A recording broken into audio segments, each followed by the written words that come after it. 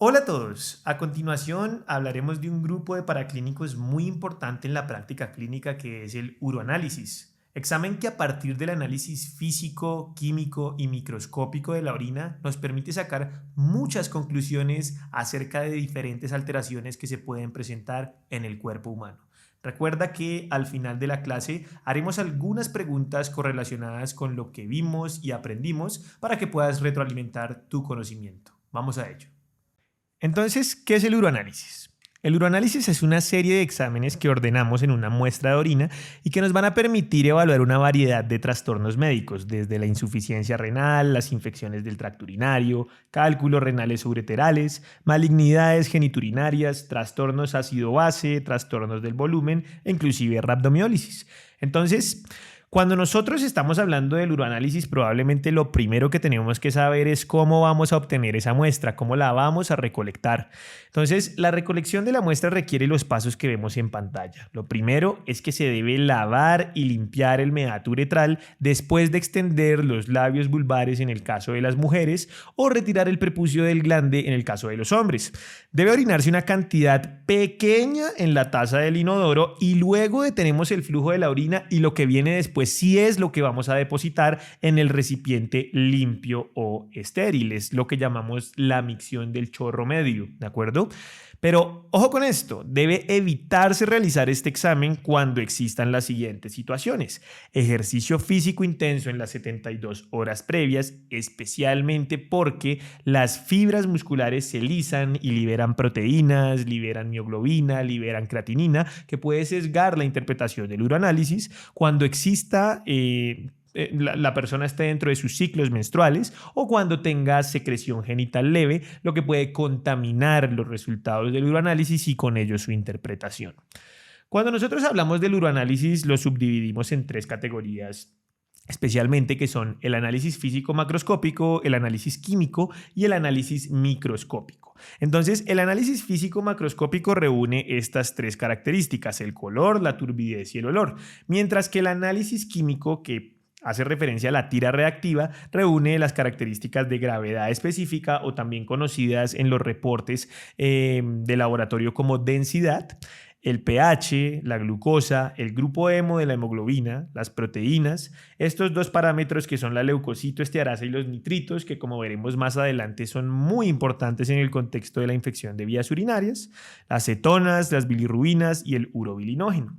La tira reactiva va a ser la encargada de identificar cada una de estas sustancias y el análisis microscópico, que pretende ver tanto cuerpos celulares como cuerpos acelulares. Entonces podemos ver leucocitos, eritrocitos, bacterias, células escamosas y cuerpos acelulares como lo pueden ser los cristales o los cilindros. ¿Listo? Entonces, dicho eso, arranquemos hablando acerca del análisis físico. Entonces, el primer parámetro del que habíamos hablado, que es el color, va a poder responder tanto a condiciones médicas como a la presencia de medicamentos como una reacción adversa o a la presencia de ciertos tipos de alimentos, ¿de acuerdo? Entonces, el color rojo, que es digamos que uno de los más comunes que se presenta, nos habla, por ejemplo, de la presencia de sangrado o de condiciones un poco más raras como lo son la porfiria. ¿Listo? La porfiria es un trastorno en el cual hay un déficit en la actividad enzimática del porfobilinógeno y que este porfobilinógeno, cuando no genera la porfobilina, lo que nos va a llevar es a que se evidencie la orina de color rojo. ¿Listo? También tenemos medicamentos como la fenitoína o como la fenazopiridina, que dentro de sus efectos adversos producen esta coloración roja de la orina. Y la remolacha, porque la remolacha tiene un pigmento particular que es la beta-cianina, que le asigna un color rojo a la orina. ¿Listo? Luego tenemos el color naranja. El color naranja, o también a veces descrito como color Coca-Cola por los pacientes, hace referencia a la hiperbilirrubinemia. Es la causa más común con la cual podemos encontrar este tipo de colores. Sin embargo, la rifampicina, que es un medicamento clásicamente utilizado en el contexto de la tuberculosis, tiene como efecto adverso la coloración naranja de la orina. Dentro de los alimentos que podrían también teñir de este color, podría ser la ingesta excesiva de betacarotenos, especialmente en el contexto del consumo de zanahorias. ¿Listo? Y luego vamos a tener el color café, que el color de café finalmente termina siendo cuando existen causas de orina rojo o naranja que están muy exacerbadas o que son muy severas. ¿Listo? Pero también sustancias o medicamentos como el metronidazol, la nitrofurantoína o el sorbitol pueden darle este color a la orina.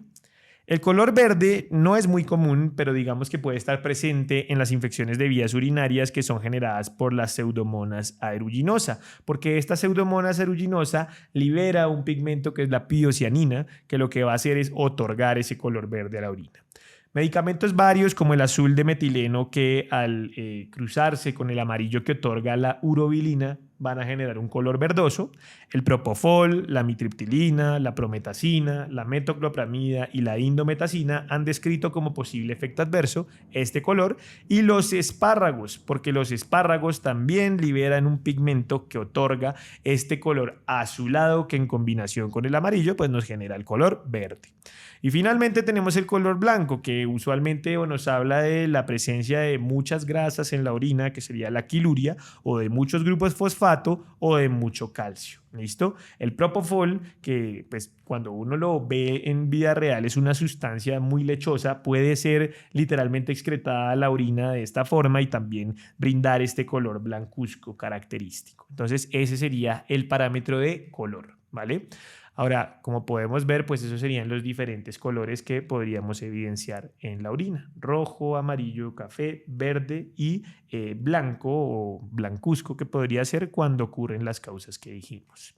Ahora, respecto a la turbidez, que es el segundo parámetro del examen físico, hace referencia a qué tanto se dispersa la luz cuando existen partículas en suspensión. Entonces, como podemos ver en esta imagen, si nosotros ponemos el tarro con la muestra de orina, podemos leer a través de ella un periódico siempre y cuando no hayan muchas partículas en suspensión que dispersen esa luz.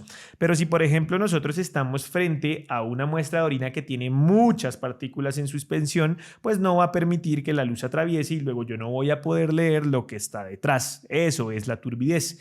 Ahora, la turbidez, ¿cómo se puede interpretar? Puede interpretarse como uno de los parámetros que están presentes en la infección de vías urinarias o en los cristales precipitados. Pero por supuesto no es para nada un hallazgo específico, porque es que realmente lo que significa es que sencillamente hay partículas que están dispersando la luz y que no me dejan ver lo que atraviesa la muestra, ¿no es cierto? Pero entonces es importante que puede estar presente en patologías como estas, como la infección de vías urinarias o como cuando hay cristales precipitados. El siguiente parámetro es el olor. Entonces, realmente el olor casi que nunca se suele describir en los uroanálisis porque obviamente es un parámetro muy subjetivo, pero digamos que hay algunos olores que particularmente pueden llegar a ser útiles en la práctica clínica. Lo normal es que la orina no sea muy aromática, es decir, que no huela mucho, tiene que ser ligeramente aromática. Ese olor característico que todos solemos asociar con la orina, que es el olor amoniacal, se produce una vez la orina se ha reposado y en donde la flora que está en los alrededores metaboliza la urea en amonio, y es por eso que huele ese clásico olor que todos podemos tener en mente. Pero realmente la orina en un primer momento no debería tener un gran olor, ¿de acuerdo? Cuando la orina es fétida, lo que nos sugiere es que exista presencia de pus por degradación por parte de las bacterias, y es por eso que muchas veces los pacientes con infección de vías urinarias suelen referir que la orina huele muy mal. ¿Listo? Y cuando la orina huele dulce o afrutado, puede ser en respuesta a la presencia de cetoácidos, como las cetonas, que dan olor de este tipo, de esta característica semejante al esmalte, y que puede sugerir la presencia de estos cuerpos cetónicos. Eso sería entonces el análisis físico o macroscópico. Vamos ahora entonces con el análisis químico. Como habíamos dicho, el análisis químico se hace con algo que es la tira reactiva.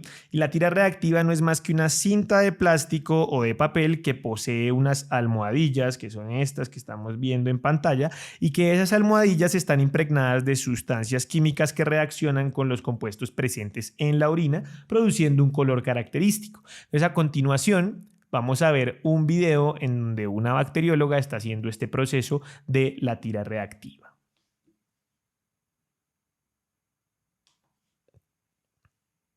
Como podemos ver entonces aquí vamos a tomar con un gotero una muestra de la orina y una vez se ha tomado esa muestra de la orina se libera en una de esas almohadillas de la tira reactiva como ella lo está haciendo en pantalla.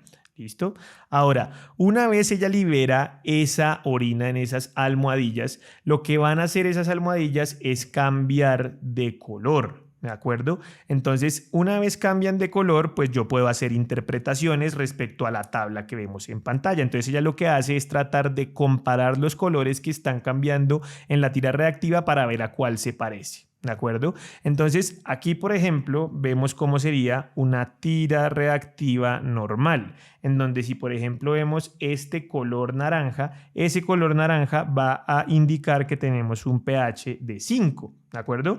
O si, por ejemplo, yo veo este color amarillo en la parte de proteínas, pues lo que me indica es que es negativo para la presencia de proteínas. Es así como se interpreta la tira reactiva. Si por ejemplo yo este color, en vez de tenerlo así amarillento, lo tuviera del color así verde aguamarina oscuro, pues me sugeriría que existe una gran presencia de glucosa en este caso. Es así como se hace la interpretación de la tira reactiva. Entonces, por supuesto, no es un parámetro cuantitativo, realmente es un parámetro cualitativo que se le han asignado ciertas cantidades, pero que no es para nada específico en el número que estamos obteniendo. ¿Listo?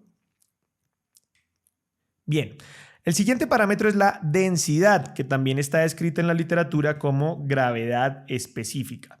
La gravedad específica o densidad hace referencia a qué tan densa es la orina con respecto al agua, y el valor normal de esa densidad urinaria debe oscilar entre 1.001 a 1.035. Cuando estamos por debajo de 1.010, esto se le conoce clásicamente como hipostenuria. ¿Listo? Hipostenuria. Y la razón por la que se va a producir es porque la orina está muy diluida. ¿Por qué está muy diluida? Por causas como la sobrehidratación, la diabetes insípida o la necrosis tubular aguda. Si yo tengo demasiado líquido en el cuerpo, pues el riñón va a funcionar como un grifo que se deshace de ese exceso de agua, por lo tanto la orina va a estar muy diluida. Eso hace referencia a la sobrehidratación. En el caso de la diabetes insípida característicamente se produce por una mala función de los receptores que reabsorben agua mediados por la hormona antidiurética. Entonces, si esos receptores no funcionan, no se reabsorbe el agua, luego la orina sale muy diluida. La necrosis tubular aguda, si el túbulo pierde su capacidad de reabsorción, por supuesto no va a reabsorber agua y lo que yo voy a ver es una orina muy diluida. Eso sería entonces las causas que me pueden generar una hipostenuria. ¿Listo? Cuando la orina, por el contrario, no está muy diluida, sino que está muy concentrada, por encima de 1.035 en su densidad, las causas que más se le asocian son la deshidratación, el síndrome de secreción inadecuada de ADH, la hipoperfusión renal, la glucosuria, la proteinuria y la administración reciente de contrastes. Por supuesto, si yo estoy deshidratado, es lo contrario a la sobrehidratación. Mi riñón va a tratar de retener la mayor cantidad de agua posible y eso me va a incrementar la concentración. La secreción inadecuada de ADH. Si yo tengo mucha secreción de ADH, lo que va a hacer es que se reabsorba mucha agua y mi concentración aumente. Si yo tengo una hipoperfusión renal, pues ¿qué va a pasar? Va a haber menos líquido filtrándose a través de los túbulos, va a haber menos líquido excretado, luego yo voy a tener una densidad mayor. La glucosuria, por supuesto, la glucosa es una partícula osmóticamente activa, una partícula que es un soluto y aumenta la concentración, entonces aumenta la densidad urinaria, igual que las proteínas. Y la administración reciente de contrastes intravenosos, porque hay muchos contrastes que inclusive pueden llegar a ser hiperosmolares y por supuesto aumentar la concentración de la orina. Así que esas serían las posibles causas por las que podríamos ver elevada la densidad urinaria. El siguiente parámetro es el pH. ¿Listo? Entonces el pH en orina por tira reactiva puede estar desde valores de 5 hasta 8. ¿Ok? Y es útil para el diagnóstico de acidosis tubular renal, para monitorizar terapias de alcalinización de la orina, para prevenir que existan precipitaciones de mioglobina o de rhabdomiólisis, para monitorizar la eliminación de medicamentos y para diferenciar algunos tipos de cálculos renales. ¿Listo? Entonces, digamos que la correlación con el estado ácido-base de la sangre está dada porque si yo tengo un estado de acidemia, pues uno de los mecanismos de excreción de ese exceso de ácido del cuerpo como sistema buffer es botarlo por la orina. Entonces, obviamente yo encontraría protones en la orina que hacen que haya aciduria, ¿cierto? Si yo tengo una alcalemia, pues el proceso es exactamente el mismo. El riñón trata de reservar a esos protones y por lo tanto la orina queda alcalina, alcaluria, ¿cierto? Pero si yo, por ejemplo, tengo una situación de acidosis tubular renal donde la causa de la acidemia es que el riñón no está siendo capaz de excretar los protones, pues yo voy a tener una acidemia en el contexto de una alcaluria renal. Eso sería una acidosis tubular renal. ¿Listo? Para tenerlo muy en cuenta. Ahora, otra razón por la que yo podría encontrar esta alcaluria sería porque organismos productores de ureasa como Proteus o Klebsiella van a consumir este amonio y van a hacer que pues haya menos ácidos en la orina y que por lo tanto eso sea una de las causas de que yo encuentre alcaluria. ¿Listo? Es muy importante entender que no se debe inferir el estado ácido o base a partir del uroanálisis. Si bien parece lógico a partir de lo que acabamos de hablar, hay muchos factores adicionales que pueden afectar el pH de la orina y que por lo tanto hacen que no sea una medida fehaciente ni fidedigna de cuál es el pH de la sangre. Así que realmente para lo que más es útil este pH probablemente sea para el diagnóstico de la acidosis tubular renal. La glucosuria. Entonces, recordemos que la glucosa en su gran mayoría debería reabsorberse por completo en el túbulo contorneado proximal, en donde a través de los transportadores SGLT2 y SGLT1 debería reabsorberse alrededor del 90%. Sin embargo, en estados donde hay mucha glucosa en sangre, pues va a haber mucha filtración de glucosa a la orina y luego eso se va a traducir en una saturación de estos transportadores, lo que va a llevar a que la glucosa siga su camino a través del túbulo y se secreta a través de la orina. El problema con la glucosa es que puede ejercer un efecto de diuresis osmótica porque es una partícula osmóticamente activa, entonces atrae el agua y se la lleva consigo a través de todo el túbulo para que se pierda a través de la orina, produciendo deshidratación. ¿Listo? ¿Qué causas pueden llevarme a que yo tenga glucosuria? Pues obviamente estados de hiperglicemia como por ejemplo la diabetes mellitus y el síndrome de Fanconi, que es un síndrome donde este túbulo contorneado proximal está comprometido en su funcionamiento y lo que ocurre es que estos transportadores SGLT2 y SGLT1 no funcionan correctamente. El siguiente parámetro a evaluar es el grupo hemo. El grupo hemo es una de las estructuras más importantes dentro de la hemoglobina y también dentro de otras proteínas como la mioglobina. ¿Por qué? Porque este grupo hemo es el grupo que va a permitir cargar el oxígeno que necesitan los glóbulos rojos para entregarlo a los tejidos y que pues básicamente todas las funciones de respiración celular puedan funcionar. Este grupo hemo, como ustedes pueden ver, se encuentra en 4 localizaciones de la hemoglobina de acuerdo a cada una de las cadenas de globina que esta proteína tiene. Y cuando este grupo hemo se libera a través de la orina, pues me está hablando indirectamente de que hay sangre en la orina, lo que conocemos como hematuria. La hematuria puede responder o a causas como la infección de vías urinarias, los cálculos renales, las malignidades geniturinarias y el trauma geniturinario que serían después del glomérulo, o a las causas que vienen antes del glomérulo, como puede ocurrir en el síndrome nefrítico, algo que profundizaremos un poquito más adelante. Y la mioglobina, que es otra estructura que también tiene este tipo de grupo hemo, cuando está presente y me sugiere la mioglobinuria, puede responder, por ejemplo, a estados de rhabdomiólisis o de trauma muscular, en donde la lisis de las miofibrillas se correlaciona con este aumento de la mioglobina. Así que este grupo hemo perfectamente me puede hablar o de la presencia de hemoglobina o de la presencia de mioglobina, o de hematuria o de mioglobinuria. ¿Listo?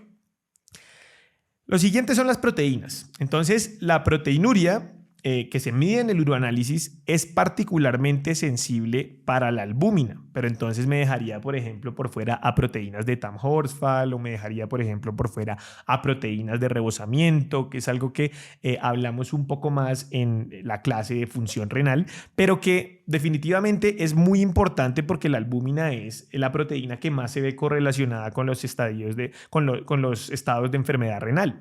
Entonces, esta proteinuria realmente no nos la dan cuantitativamente en un valor específico, sino que nos la dan en valores de cruces, porque como ustedes vieron, la interpretación de la tira reactiva es realmente cualitativa. Entonces, cuando tenemos una cruz, esto es equivalente a 30 miligramos de decilitro, 2 cruces son equivalentes a 100 miligramos de decilitro, 3 cruces son equivalentes a 300 miligramos de decilitro y 4 cruces son equivalentes a 1000 miligramos de decilitro. Pero el problema es que también depende de la concentración urinaria, porque si la orina está muy concentrada, pues por supuesto esta concentración de proteínas puede verse también sesgada. Así que está muy claro que la proteinuria medida por tira reactiva no es el mejor parámetro para evaluar la proteinuria. Para eso tenemos las proteínas en 24 horas y para eso tenemos la relación proteinuria-creatinuria. Pero si bien puede ser una buena aproximación de sospecha si lo encontramos como un hallazgo incidental. Ahora, esa proteinuria puede responder a que sea renal, a que sea extrarrenal o a que sea posrenal. Entonces, renal, pues sería aquellas patologías que comprometen el glomérulo y las ranuras de filtración. Extrarrenal haría referencia a la rhabdomiólisis, mieloma múltiple o hemólisis intravascular, que son la clásica proteinuria por rebosamiento. Y la posrenal, que sería aquella que se produce por consecuencia de la inflamación del revestimiento de la vía urinaria, como ocurre en las infecciones de vías urinarias. Entonces, ya que estamos hablando de infección de vías urinarias, hay dos parámetros que particularmente nos son muy útiles, que son la leucocitoestearasa y los nitritos. La leucocitoestearasa, como su nombre lo dice, es una enzima que hace parte de los leucocitos. Por lo tanto, su presencia en la orina indica indirectamente la presencia de leucocitos, o sea, de inflamación.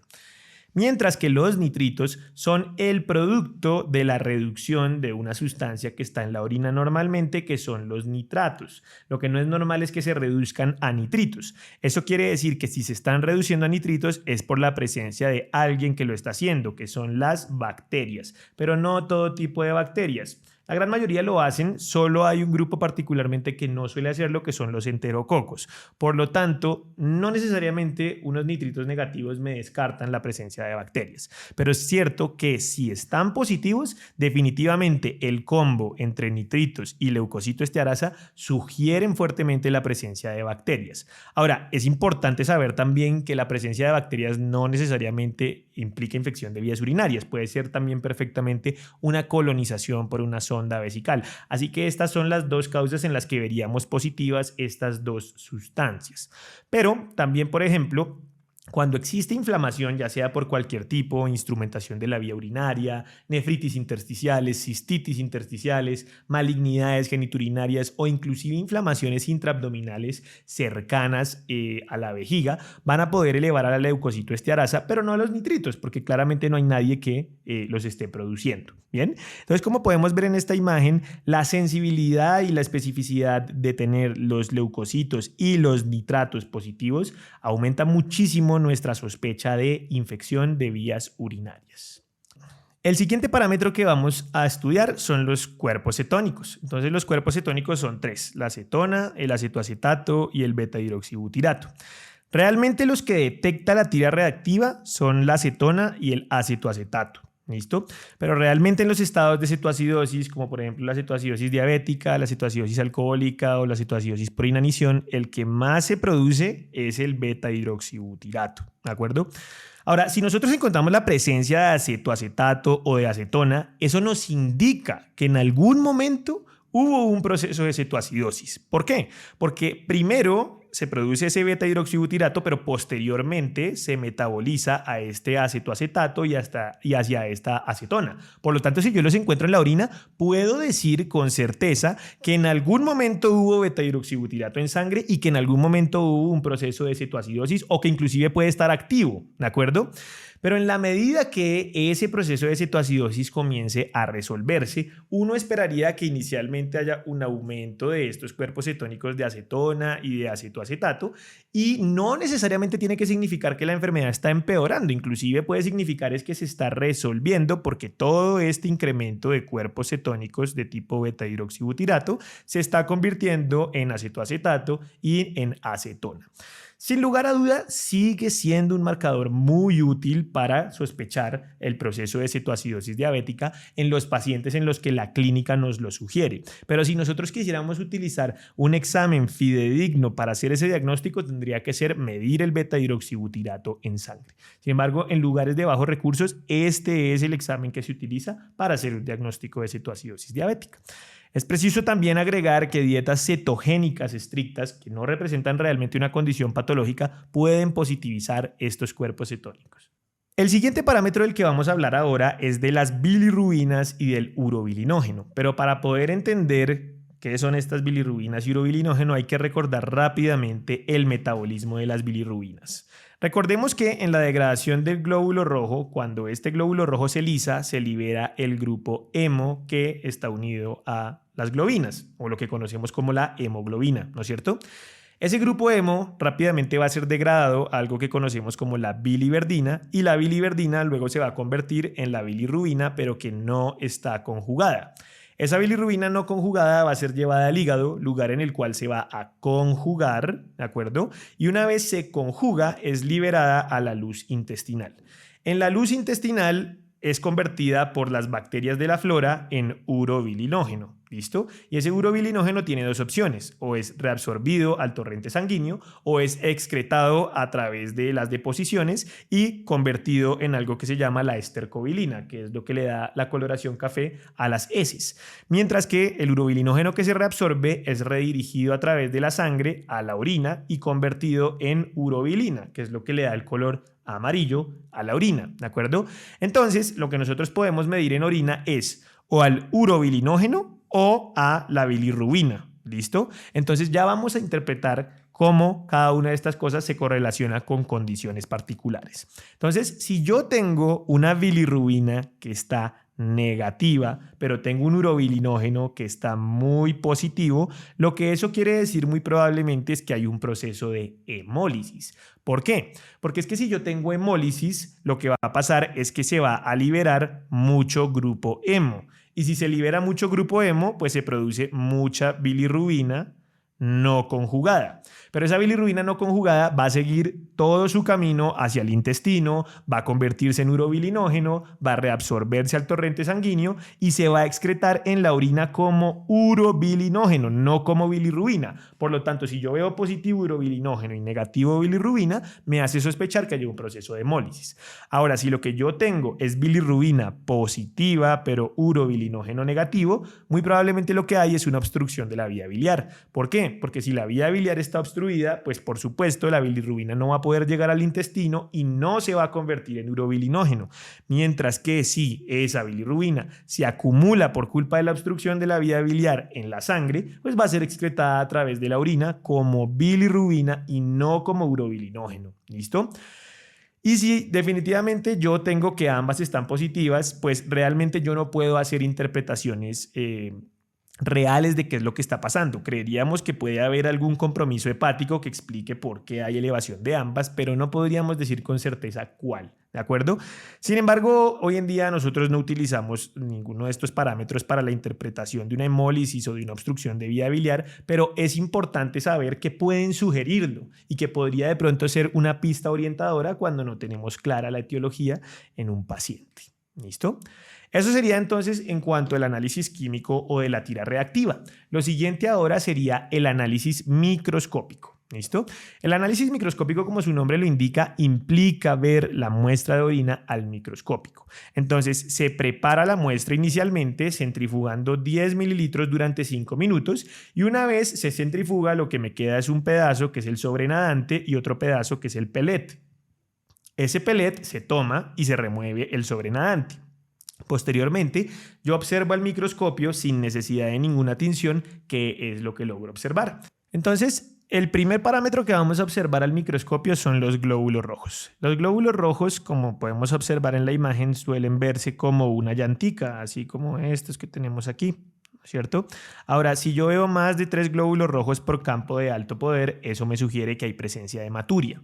Ahora, va a depender si los hematíes son isomórficos entre ellos o son dismórficos. En esta imagen estaríamos viendo típicamente cómo se verían los dismórficos, porque si se dan cuenta, la morfología de este de aquí es muy diferente que la de este de acá. Si fueran iguales, hablaríamos de hematíes isomórficos. Si son diferentes, hablamos de hematíes dismórficos. Los hematíes isomórficos nos sugieren que la enfermedad no es en el glomérulo, sino que es después del glomérulo. Entonces, todo lo que viene postrenal o inclusive lo que ocurre en los túbulos. Entonces, infección de vías urinarias, cálculos renales, tumores malignos de la vía geniturinaria, instrumentación reciente, ejercicio vigoroso, contaminación con sangre menstrual, donde esos glóbulos rojos no se han deformado por ninguna razón porque no han tenido que pasar por algún sitio que los deforme. Mientras que cuando hay una enfermedad glomerular, como ocurre en el síndrome nefrítico, ahí sí esos glóbulos rojos están pasando por zonas que los cambian su morfología y que es por eso que observamos que están de morfologías diferentes entre ellos. ¿Listo? El siguiente parámetro son los glóbulos blancos. Entonces los glóbulos blancos se observan así en la imagen con la presencia de su núcleo y con estructuras que se pueden evidenciar dentro del citosol. Y la leucocituria va a ser aquella en la que yo veo más de 5 glóbulos blancos por campo de alto poder. Obviamente la presencia de leucocitos va a implicar inflamación, entonces infección de vías urinarias, catéteres vesicales permanentes, instrumentaciones recientes del tracto geniturinario, malignidad geniturinaria, nefritis intersticial crónica, cistitis intersticial, inflamaciones abdominales adyacentes e inclusive podrían estar presentes cuando hay contaminación con secreciones vaginales.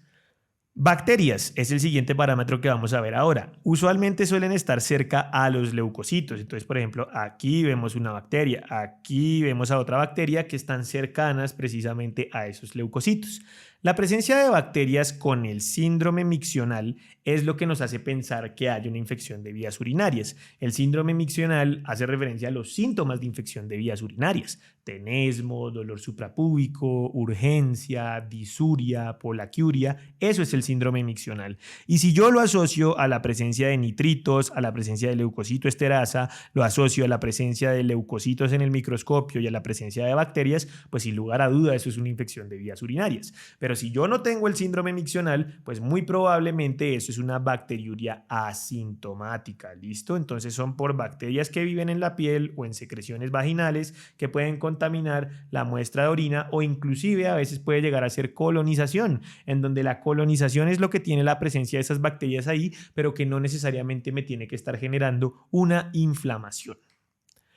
Luego vamos con las células escamosas, ¿de acuerdo? Entonces, dentro de las células escamosas podemos encontrar diferentes tipos, pero probablemente el que más es importante en la interpretación básica del uroanálisis son las células escamosas epiteliales, porque esas células escamosas epiteliales se hacen referencia al desprendimiento de células viejas de la uretra o de los genitales externos y que sugieren fuertemente una contaminación, ¿de acuerdo? Entonces, si yo veo mi uroanálisis con muchas células escamosas epiteliales, lo que me sugiere es que el uroanálisis está contaminado, ya sea por células de la uretra, de los genitales externos, o como ocurre con las leucorreas, que pueden tener mucha secreción de estas células epiteliales.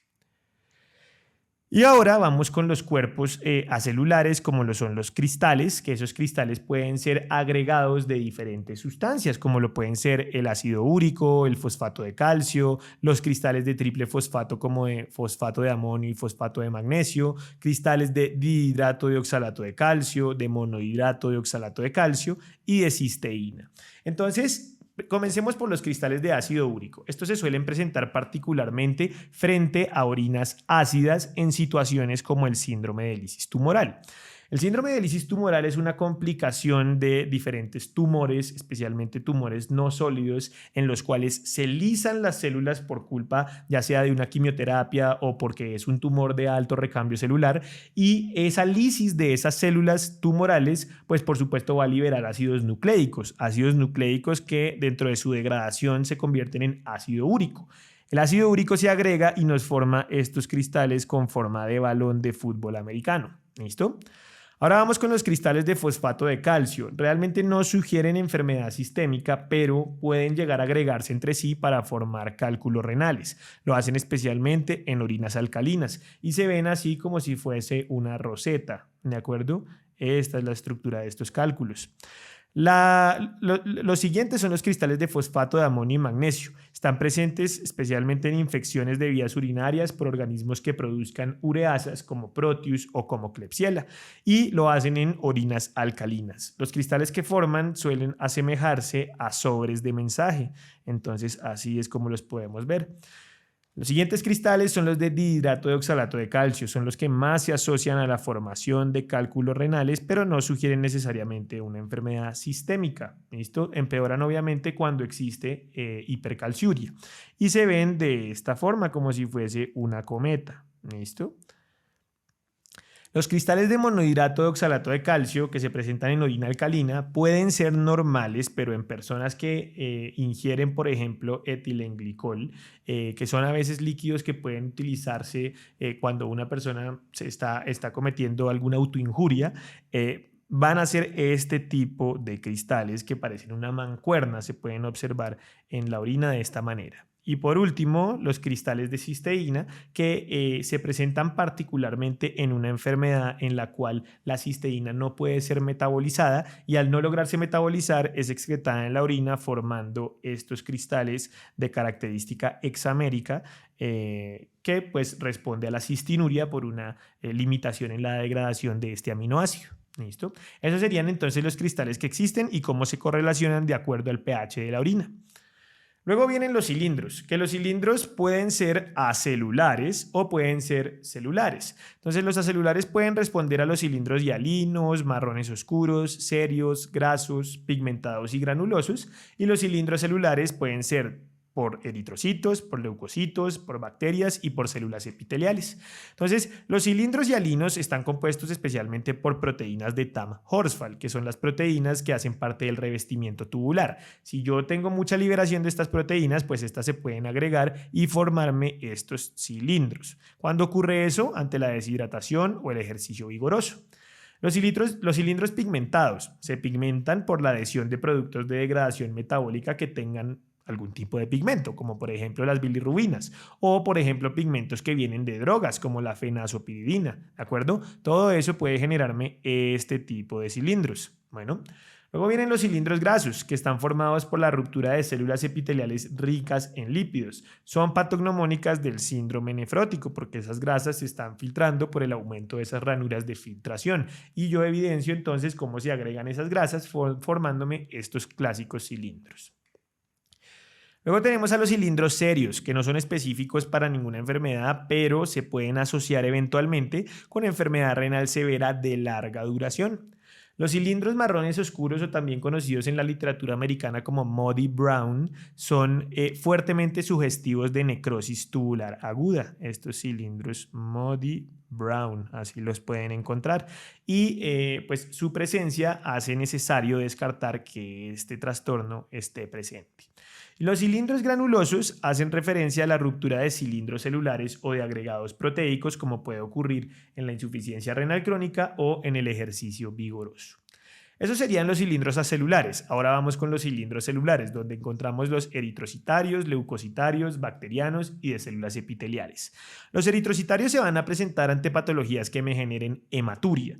La hematuria puede ser frecuente encontrarla en enfermedades del síndrome nefrítico como lo son las vasculitis, que esas vasculitis ya pueden ser ANCA positivas o pues de otro tipo.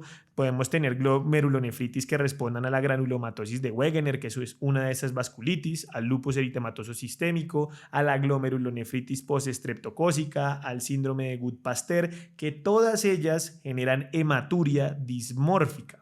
El infarto renal, que también me puede generar sangrados, y la endocarditis bacteriana subaguda. Todas estas, que especialmente me hablan de daño glomerular, me pueden generar cilindros eritrocitarios. Los cilindros leucocitarios pues nos hablan especialmente de inflamación y por supuesto de infección si existen bacterias alrededor. Entonces situaciones de infección de vías urinarias los pueden generar, pero situaciones de inflamación como las nefritis intersticiales agudas, el síndrome nefrótico, la glomerulonefritis postestreptocócica también los podrían generar. Son bastante difíciles de diferenciar de los de células epiteliales, que son estos que tenemos aquí, porque pues realmente morfológicamente se parecen mucho. Y los cilindros de células epiteliales responden a la inclusión o adhesión de células epiteliales descamadas del revestimiento tubular. Hace un momento, cuando hablábamos de las células escamosas, dijimos que las más importantes eran las epiteliales. Sin embargo, hay algunas células escamosas de transición que son diferentes y que cuando se liberan y se agregan formando estos cilindros, pueden sugerir necrosis tubular aguda o ingestión de tóxicos como el mercurio, el dietilenglicol o los salicilatos. Y por último tendríamos los cilindros bacterianos que, pues, por supuesto van a indicar la sospecha de infección de vías urinarias cuando están acompañados de leucocitos y de un síndrome miccional. ¿Listo? Entonces, esos son los cilindros que podemos encontrar. Ahora, de toda esta información que aprendimos en esta clase de uroanálisis, ¿cómo podemos conjugarla para llevarnos unos mensajes para la casa que nos permitan identificar enfermedades particulares a partir de patrones comunes? Entonces, cuando estamos frente a una infección de vías urinarias, ¿cómo esperaría yo encontrar el uroanálisis? Turbio, con la presencia o no presencia de proteínas, positivo para la leucocitoestearasa, positivo para los nitritos, pueden tener hematuria no muy grande, suele ser leve, y leucocitos positivos. Este sería el patrón clásico de infección de vías urinarias. Obviamente podríamos agregar de pronto aquí los cilindros bacterianos, que no es lo más frecuente, pero pueden haber si la infección es muy severa. Patrón de deshidratación e hipovolemia, el aspecto va a ser amarillo oscuro, la densidad va a ser alta porque está muy concentrada la orina, proteínas pueden estar o no estar, usualmente lo están, leucocitoestearasa negativo, nitritos negativos, eritrocitos negativos, leucocitos negativos y los cilindros hialinos característicos de la deshidratación y el ejercicio vigoroso. Patrón de necrosis tubular aguda. A diferencia de la deshidratación, recordemos que la densidad va a ser baja. ¿Por qué? Porque el túbulo no tiene capacidad de reabsorber el agua. Por lo tanto, esa orina va a salir diluida, pero inclusive puede salir amarillo oscuro, precisamente por todo este agregado de los cilindros Maddie-Brown. ¿Listo? Proteínas pueden estar o no estar, suele ser positivo la leucocitoestearasa en respuesta a la inflamación, eritrocitos pueden estar o no estar, leucocitos pueden estar o no estar y los cilindros característicos van a ser los marrones oscuros. ¿Listo? Síndrome nefrítico. Síndrome nefrótico. El aspecto de la orina suele ser espumosa. Ese es un hallazgo muy característico de la proteinuria en altas cantidades, que la orina es espumosa. Su densidad va a ser alta porque obviamente las proteínas aumentan la concentración, proteínas elevadas, leucocitoestearasa negativo porque no hay inflamación, nitritos negativo porque no hay bacterias, eritrocitos negativo porque pues no hay razón para que se estén filtrando hematíes, leucocitos negativo y cilindros grasos que dijimos que eran los característicos de el síndrome nefrótico. Y en el síndrome nefrítico el color va a ser café o rojo, la densidad va a ser elevada porque también se filtra algo de proteínas, se filtran glóbulos rojos, aumenta por supuesto la turbidez de esa orina. Suele ser positivo para la leucocitoestearasa porque es un proceso claramente inflamatorio. Los nitritos van a estar negativos, los eritrocitos van a estar positivos y dismórficos. Los leucocitos suelen ser positivos en respuesta a la inflamación y los cilindros que vamos a ver son cilindros eritrocitarios. Y de esa forma entonces finalizaríamos nuestra clase de uroanálisis. Recuerda que al final del video estaremos haciendo algunas preguntas que nos permitirán retroalimentar el conocimiento adquirido y al final de cada una de estas preguntas indicaremos el minuto en el cual damos la respuesta para resolver la pregunta. Muchas gracias.